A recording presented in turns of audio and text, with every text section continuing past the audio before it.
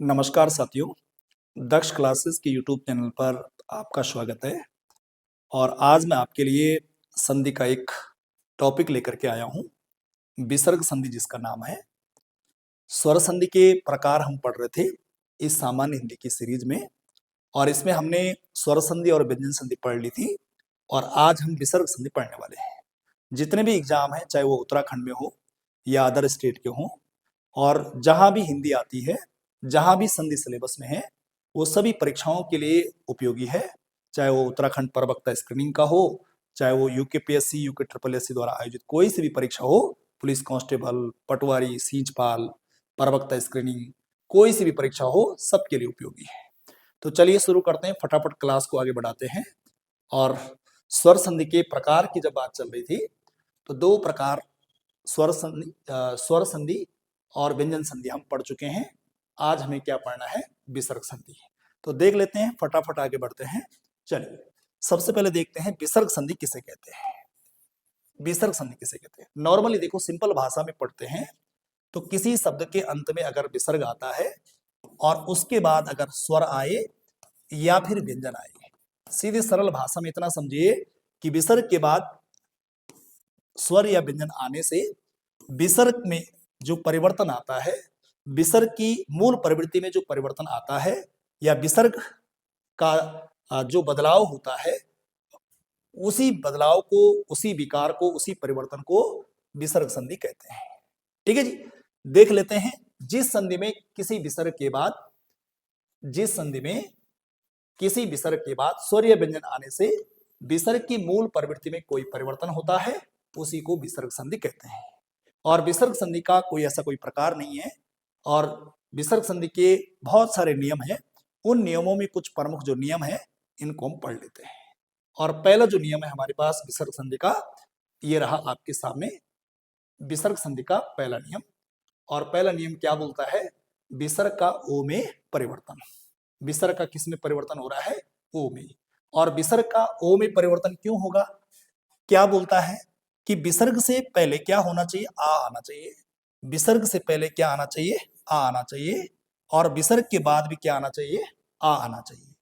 उसके बाद वर्ग का तीसरा, चौथा, पांचवा या फिर अंतस्थ व्यंजन यानी यार अलावा अगर कोई भी वर्ण आता है तो इस विसर्ग का क्या बन जाता है? ओ बन जाता है। यही बात परिभाषा में ऊपर लिखी हुई है कि यदि विसर्ग के पहले आ या आ आता है, तो विसर्ग के बाद अगर आ आए या कोई सगोश ध्वनि आए तो विसर्ग का ओ बन जाता है।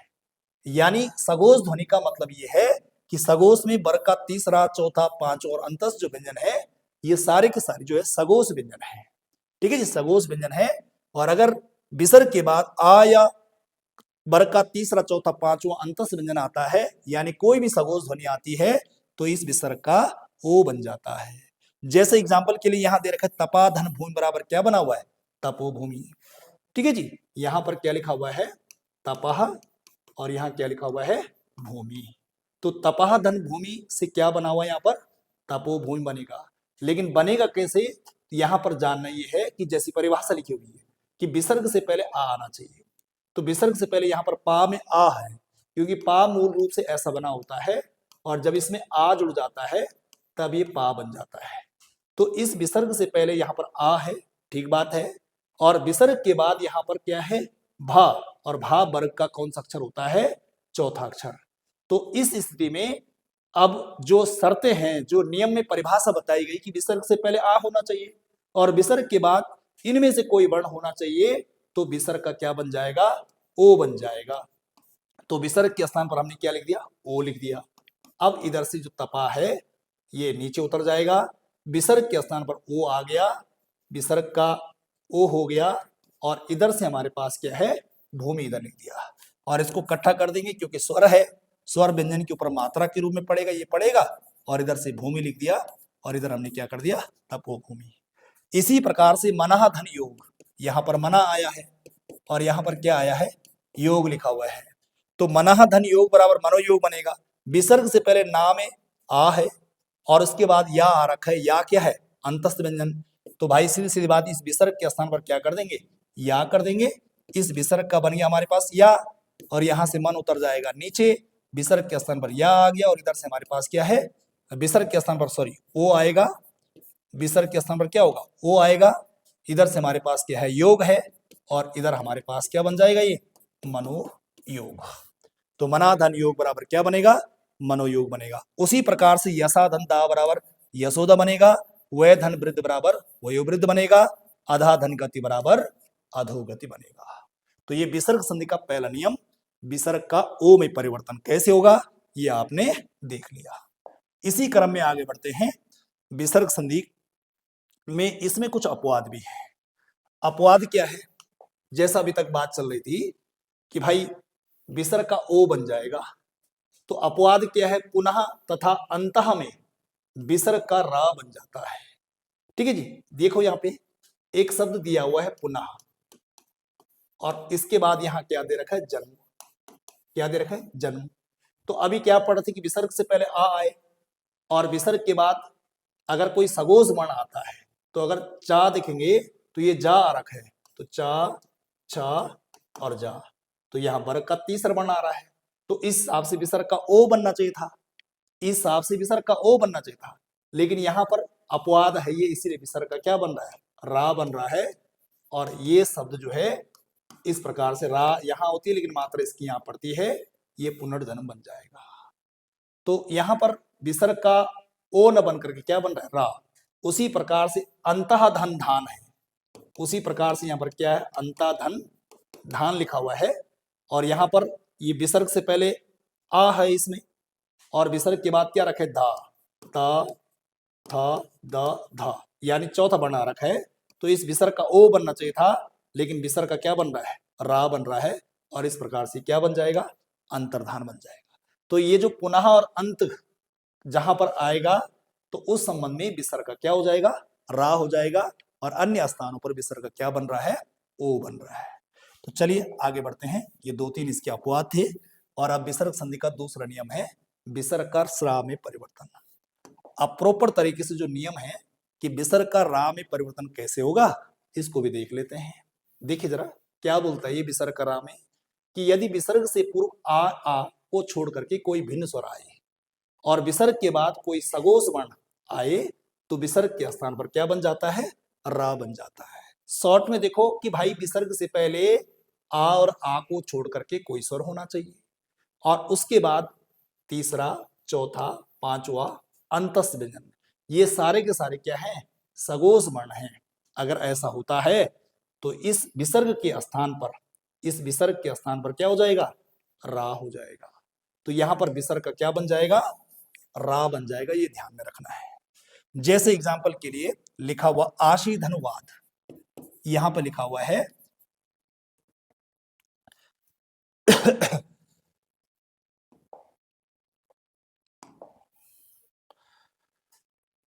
जैसे एग्जांपल दिया हुआ है यहाँ पे एक शब्द है हमारे पास आशी और इधर हमारे पास क्या है वाद।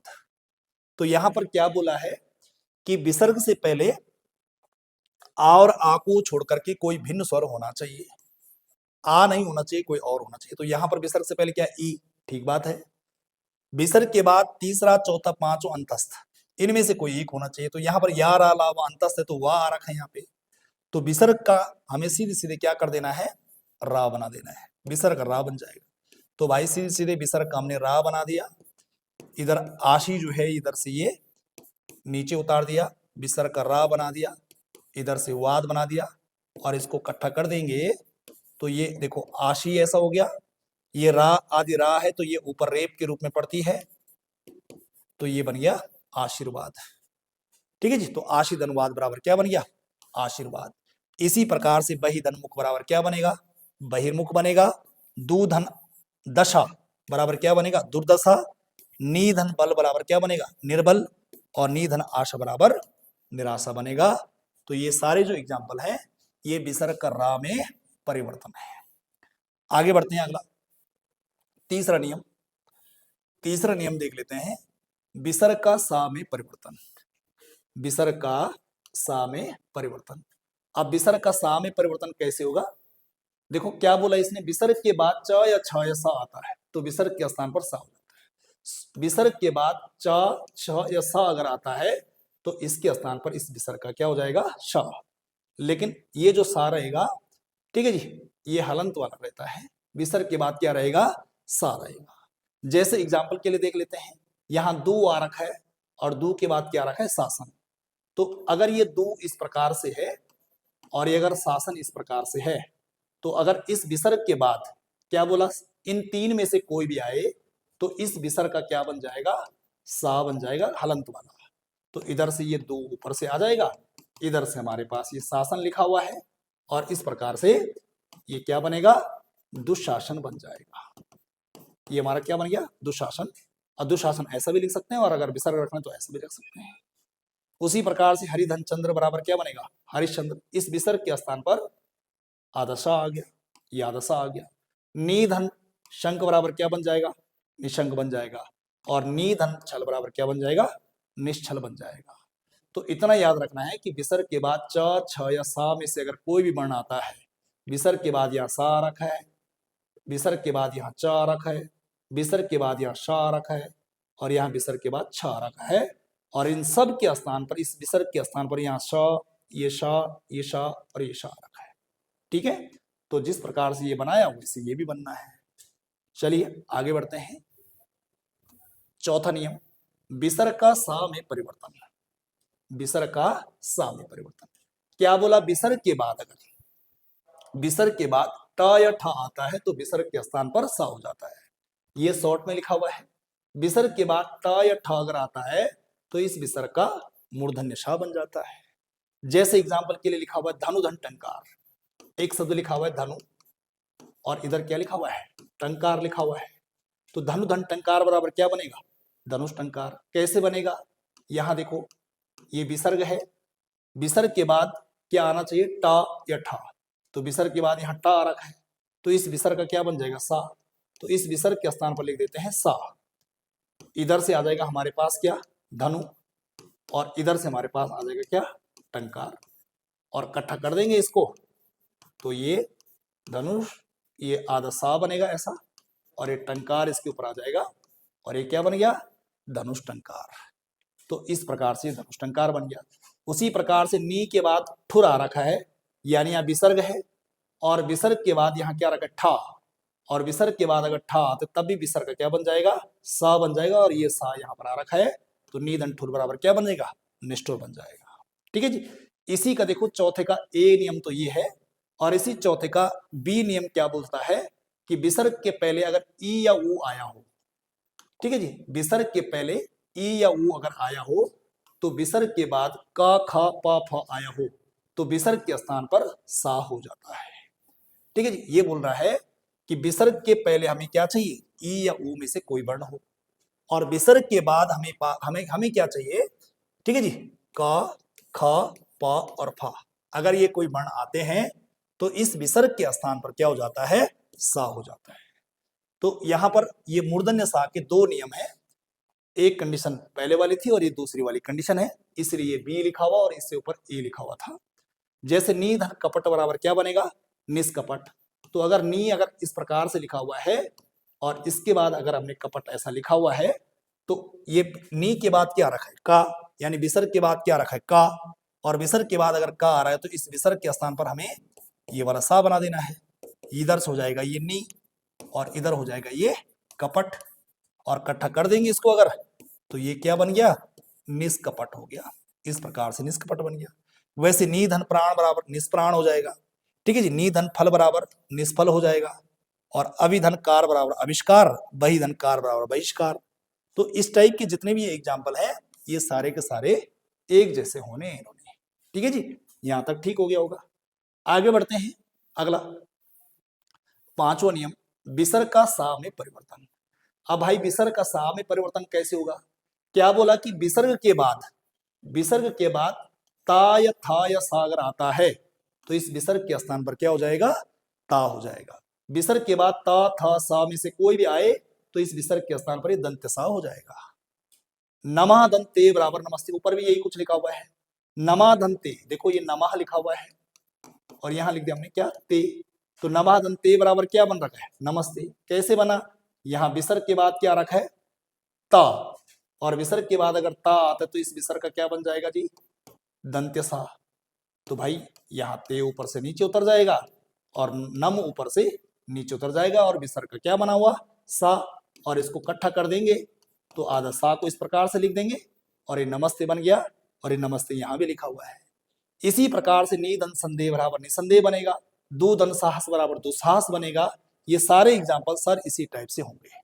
तो विसर्ग के बाद अगर त या था या सा आता है तो इस विसर्ग के स्थान पर क्या हो जाएगा, सा हो जाएगा।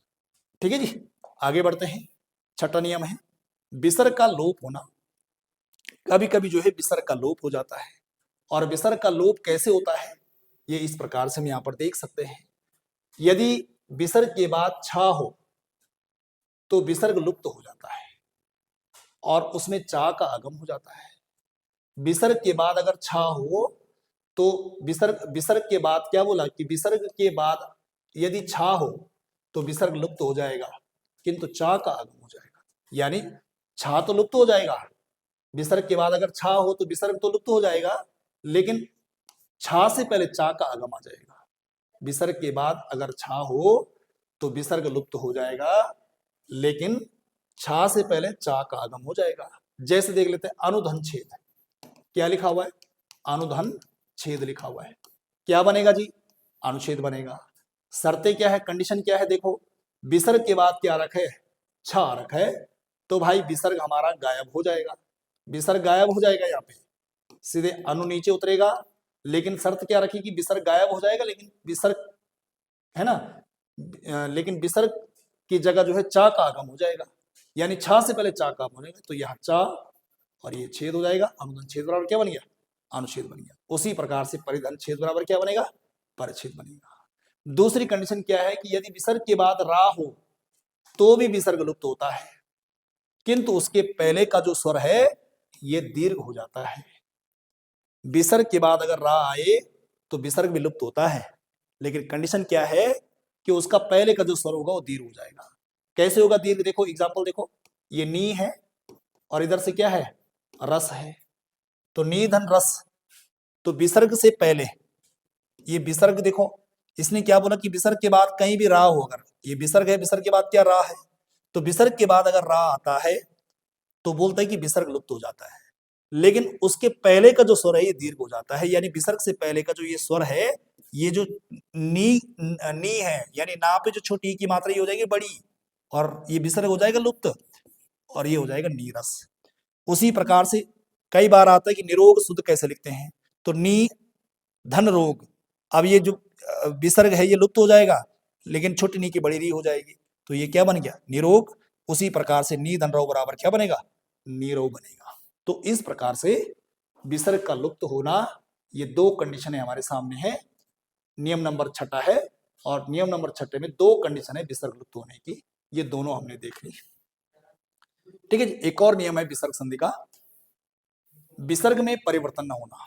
कभी कभी जो है विसर्ग में परिवर्तन नहीं होता है, और विसर्ग में अगर परिवर्तन नहीं हो रहा है तो क्यों नहीं हो रहा है, देखो क्या कंडीशन है कि विसर्ग से पहले अगर आ आता कहीं पे, अगर विसर्ग से पहले कहीं आ आता है और उसके बाद क ख प फ में से कोई भी वर्ण आता है, विसर्ग से पहले अगर आ आता है, ठीक है जी, और विसर्ग के बाद क प, ठीक है जी, या ऐसा लिख दे क ख प और फ में से कोई भी अगर आता है, यहां पर क ख प और फ आप भी लिख देना, नोट्स आप अगर बना रहे हैं तो यहाँ शॉर्ट में इस प्रकार से लिख देना, विसर्ग के बाद क ख प फ अगर आता है, ठीक है जी, इनमें से अगर कोई आता है तो संधि होने पर विसर्ग जो है ज्यों का त्यों बना रहेगा, यहाँ पर विसर्ग में कोई भी परिवर्तन नहीं आएगा।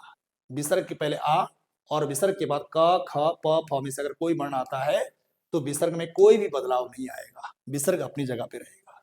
एग्जाम्पल के लिए देख लेते हैं कैसे अपनी जगह पे रहेगा। यहाँ पर लिखा हुआ है देखो अंतः, क्या लिखा हुआ है, एक शब्द है अंतः और एक लिखा हुआ है करण। तो विसर्ग से पहले देखो यहाँ पर विसर्ग आ रखा है, विसर्ग से पहले आ है, इस ता में जो है आ है, ता में क्या है, आ है, ऐसा ये ता बना हुआ है, तो विसर्ग से पहले आ है, ठीक है जी, सही बात है। विसर्ग के बाद इनमें से क्या है, का, तो विसर्ग के बाद का आ रखा है, तो विसर्ग में कोई बदलाव नहीं होगा, अंताकरणम सीधे ऐसे ही लिखेंगे। ठीक है जी। उसी प्रकार से अंताधन पुर आ रखा है, यहाँ पा आ रखा है विसर्ग के बाद, विसर्ग से पहले आ है और विसर्ग के बाद है ना पा आ रखा है, तो इस कंडीशन में भी अंतापुर सेम रहेगा। अधाधन पतन, अधाधन पतन, यहाँ विसर्ग है, विसर्ग के पहले आ है क्योंकि धा में आ है छोटे आ, और यहाँ पा है, तो ये क्या बनेगा अधा पतन। अधाधन फलित, यहाँ ये फा आ गया है, अधाधन फलित क्या हो जाएगा ये अधा फलित। तो इस प्रकार से विसर्ग के बाद अगर का खा पा फा में से अगर कोई वर्ण रहता है और विसर्ग से पहले अगर आ आता है तो विसर्ग में किसी भी प्रकार का कोई बदलाव नहीं होगा। और क्यों बदलाव नहीं होगा, एग्जाम्पल सहित आपने ये देख लिया। ठीक है, इतनी बात ठीक हो गई होगी। कुछ अपवाद भी हैं इसके, इन अपवादों को देख लेते हैं। अपवाद क्या है देख लेते हैं। नमः धनकार, यहां पर ये नियम फेल हो जाता है। ठीक है जी, नमः धनकार बराबर देखो आप, यहां पर क्या बोला कि विसर्ग से पहले आ है, लेकिन विसर्ग के बाद इधर वाले में का है। अब उस हिसाब से तो विसर्ग यहां भी होना चाहिए था, लेकिन यहाँ पर विसर्ग का क्या बन रहा है सा बन रहा है, और पुरः धनकार बराबर क्या बन रहा है पुरस्कार। तो ये दो इसके अपवाद हैं।